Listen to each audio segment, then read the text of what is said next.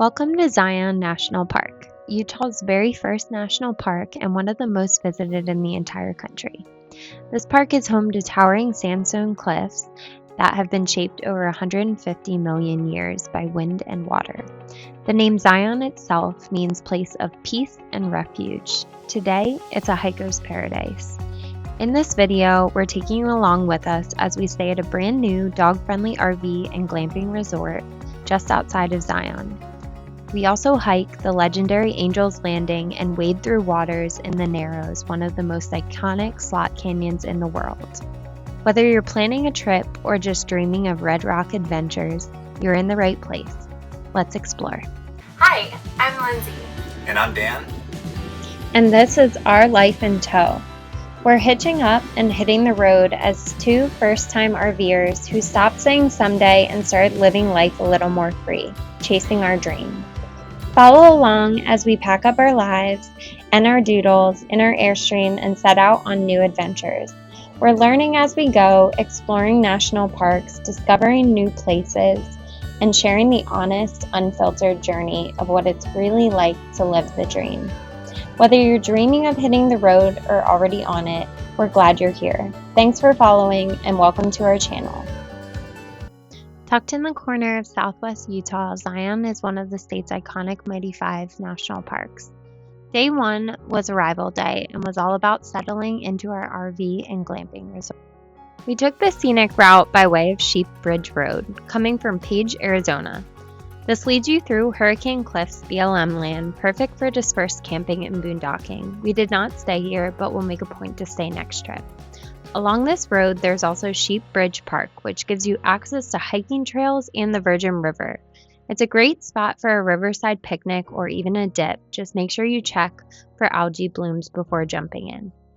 From there, we hopped off onto Highway 9, which rolled past Fort Zion, a quirky little Western-style outpost with an ice cream parlor, gift shop, and mini petting zoo. Just down the road, we pulled into our stay for a few nights, which was at White Bison RV Park and Glamping Resort.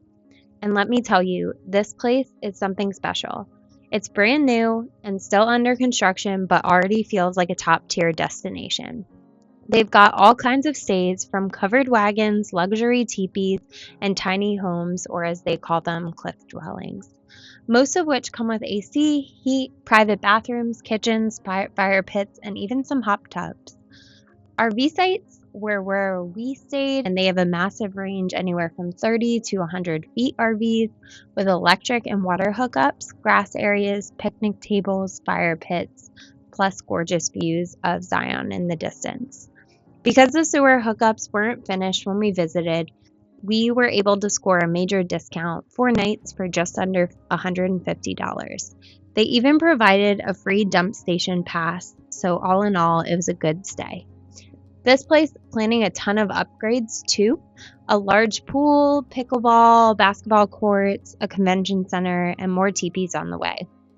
It'll house over 300 RV sites with an adult-only section planned for the back. It also offers e-bike rentals, lawn games, 2 fenced-in dog parks, and a walking trail along the river, as well as a stocked fishing pond. We got our hookups all set up and made our way to start exploring the resort. What really sets this resort apart is the white bison. Yes, there's actually white bison that live here. The large bull is named Braveheart, and he shares a pasture with Marshmallow and their 2 calves. White bison are extremely rare, about 1 in 10 million in the wild. They hold a deep spiritual significance in native cultures. The owners are actually actively involved in conservation efforts, even donating a white bison bull to a native tribe in North Dakota to support repopulation efforts. And as the sign reads, "Don't pet the fluffy cows." These guys are huge and so majestic, and it's no surprise that the resort was named in their honor. We enjoyed our stroll to come down and meet them, and have thoroughly enjoyed this resort so far. We will definitely come stay again. And location-wise, it's incredibly convenient. Nestled in between Springdale, Zion's main entrance, and Hurricane, Utah, it's about a 25 to 30 minute drive to Zion's Visitor Center. And during peak season as well as off season, they offer free shuttle services with morning drop-offs of 7:15 and 9:15 and afternoon pickups at 2:15 and 4:15. It's perfect for skipping the parking headache because if you've never been, it's quite the beast. All in all, White Bison is just one more place to park your rig. We were all done for the night, so we got ready for our next day. And our next day was Angel's Landing. To start the day, we threw the ball for our pups in one of the dog parks at the resort to get their energy out before starting our hiking adventure. For us, we did the one-day lottery ticket pass. So as you can see, you can download the recreations.gov app and search Angel's Landing. The lottery fee is a $6 non-refundable application fee, and if you get chosen for the lottery slot, you would be charged $3 per person. So all in all for us, it was about $12 total. The sign up was completely easy, and we found out at 6 p.m. that day if we had won. Make sure you're strategic in selecting your time slot, taking into account weather and temperature while hiking as well as wind. So we headed into downtown. So if you're not familiar, the Downtown Visitor Center is within Springdale. So it's just outside, about 35 to 40 minutes from Hurricane, and then again 25 from our campsite. The downtown has tons of also lodging, stays, as well as restaurants, coffee shops, rental shops, gift shops, anything you can really think of. It's actually a really cute national park downtown, so highly recommend checking it out, but it is quite a bit of a drive in, so you can also utilize those bus services that I mentioned before. At the very end of the downtown is where the visitor center is housed. There's also a few more gift shops, food areas, and there is a bit more lodging down there as well. I mentioned this before, but parking is quite the beast. So make sure you plan ahead of time or get down early enough. There are a ton of lots, but some of them are more pricier than others, and just plan accordingly. So once you get in there, you do have to walk in and check into the Zion entrance and visitor center. That's where you'll show your pass. And then for any other access to the park, you can either do e-bike rentals or you can walk, and then the shuttle service is really the only way to, besides walking for hours, to get to some of these hikes. When you walk to check in and show your pass or purchase a pass, you'll head straight through to the bus system, the shuttle area. During busy times, these lines do fill up, so do add that into your itinerary for travel time, as you might take anywhere from 20 minutes to an hour or an hour and a half to get to your destination hike. Once you're on the bus, there's seating and standing areas, and it takes you into the park where there's kind of the stops that are outlined here. We were going to Angel's Landing, which is the grotto, stop number 6. Took about an additional 25 minutes ride. Once we got there, the beginning of the hike is switchbacks, which are honestly the hardest. I know many of you would think that it would be the climbing, but with how crowded it gets, it is kind of stop and go, and the switchbacks are by far the more intense version of this hike.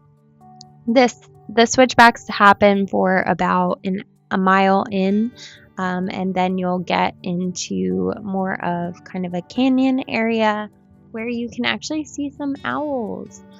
So we didn't see any, but they do live in these tiny little holes in the canyon side, which is pretty cool.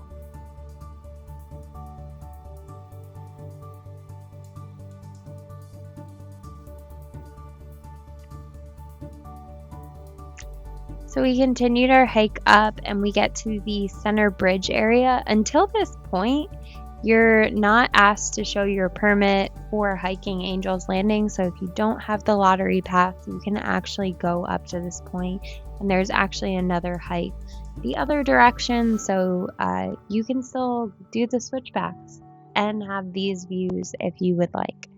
But once you get past this area, there will be a ranger that asks to see your permit and your ID. Make sure you have both. Make sure you have your lottery ticket confirmation, and your ID. And do note that this is an extremely strenuous hike. Angel's Landing is one of the most iconic hikes in Zion, and also one of the most notorious. It's breathtaking in every sense of the word. Stunning views, heart-pounding heights, and a reputation for being as dangerous as it is unforgettable. And a final section that's as thrilling as it is terrifying. You'll grip chains bolted into rocks as you navigate razor-thin ridge with 1,000-foot drop-offs on either side. One misstep here, there's no room for error. The name Angel's Landing comes from a Methodist minister in the early 1900s who looked up at the towering formation and said, "Only an angel could land there." Today, hikers from around the world come to test their courage and chase the reward of panoramic views of Zion Canyon that feel straight out of a dream. It's intense, it's iconic, and if you're up for the challenge, it's an experience you'll never forget. Even though this hike is permitted, it still gets quite crowded. Be considerate and let others pass, and do note that it is a bunch of hurry up and wait. The hike of Angel's Landing from Scout Lookout is really comprised of two sections. The initial climb, you'll hit the chains right away, climbing steep rock slabs with big drop-offs, but the trail is still fairly quite wide here. It's your chance to test your nerves before things get serious. At the midpoint, you'll reach stunning overlook views of Zion Canyon with a perfect view of the final ridge ascent. Don't miss this photo op. Walk straight out onto the plateau for a shot before turning left to continue the hike. Then comes the final ridge line, a narrow path with 1,000-foot cliffs on both sides and just chains to hold onto. It's exposed, intense, and absolutely unforgettable. You'll have to, in some cases, use the chains to hoist yourself up or climb with your own bare hands to get up on some of the rock formation.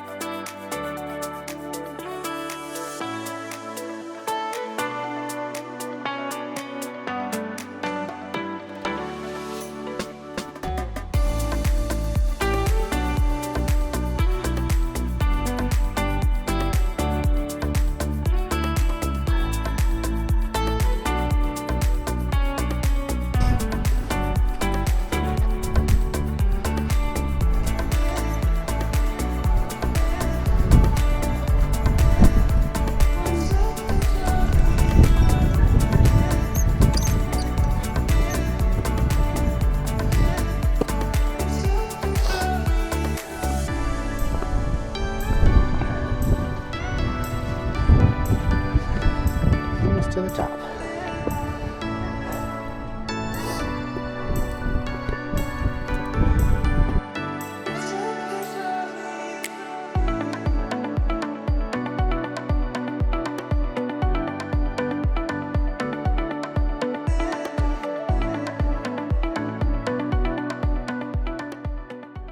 For reference, 2.5 miles from the beginning, 1,500 feet of elevation gain, an hour and 45 minutes.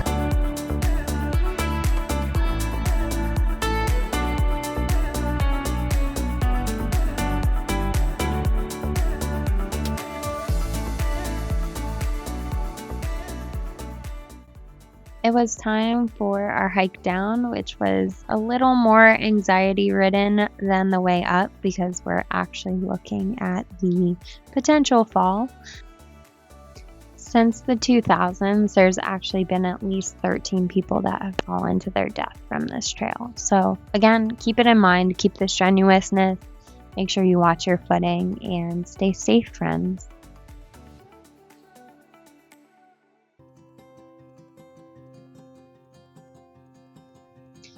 After our hike, we stopped at Perk's Coffee Shop, one of my favorite, and actually got an affogato, which is ice cream and a shot of espresso. We made our way back to go check on the pups, as this has been one of the more longer days that we've left them alone. but felt really comfortable with the fact that they've been in AC all day. We did make a stop for a quick treat just to say we were sorry for leaving them, and found this Bon Appetit store, which was so cute, and we're able to pick out bones, toys, and all these other surprises. They even had their very own grooming and self-wash pet wash, which we'll definitely utilize in the future. We also stopped at Dixie's Nutrition, which is one of my favorite stores to just get good food that is organic. I started making dinner for us. I think it was just like a meatball hodgepodge dinner, but it was really good, and we just spent the night relaxing. Dan watched some basketball, and we chilled inside and outside with our baby boys.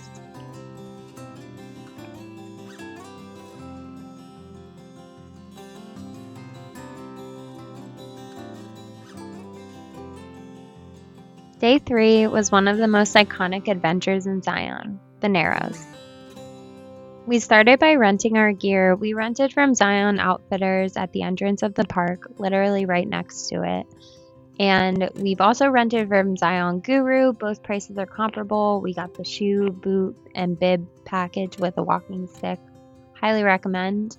Then we hopped on the bus and made our way to our stop, which was at the Temple of Sinawava, which is the very last stop on the bus. The Narrows isn't your average trail and does not require a permit. You are literally hiking through the Virgin River surrounded by sheer canyon walls that soar up to 1,500 feet above you. At some points, the canyon is only 20 feet wide, and it's like walking through nature's secret hallway. The route starts out with a mile-long just hike until you reach the waterway, so people that don't want to go into the water can also enjoy this hike. There's picnic tables as well as areas to go in the river itself. And then once you get to the river and walk in, you'll start shallow and it'll gradually get deeper. We really enjoyed it, and it was super beautiful and green and luscious inside the canyon cavern.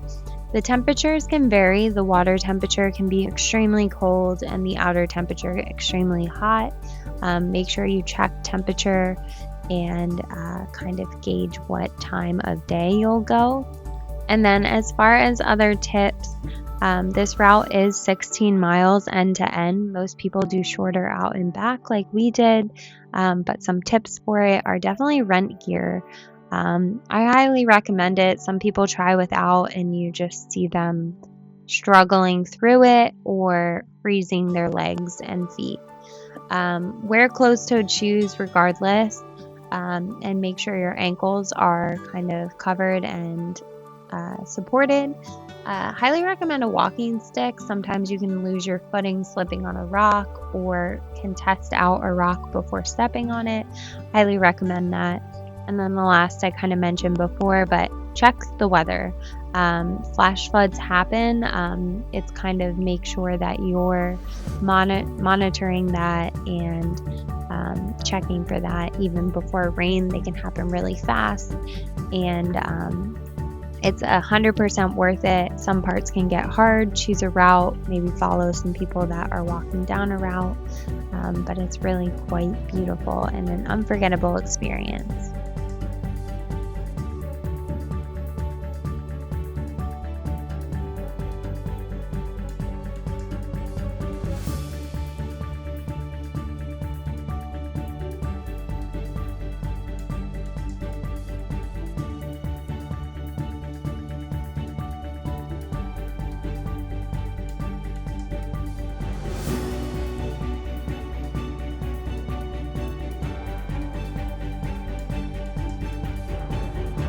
We went about 2 miles in, so all in all together it was about 6.5 miles by the end of everything.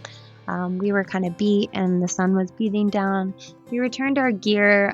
Just keep in mind your feet kind of turn into raisins at the end of it.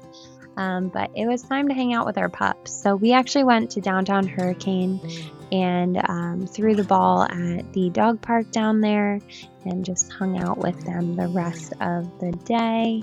And then we headed over to River Rock Roasters where we got a beer and an app. Fun note, so when you're in Utah, you do have to order food if you want to get a drink. But the patio is dog friendly and has spectacular views of a canyon. We hope you enjoyed watching our trip to Zion, Utah. Lincoln and I say thank you, and we hope you enjoyed watching. If you like what you see, please hit that like button below and subscribe to our channel for more content like this. Thank you.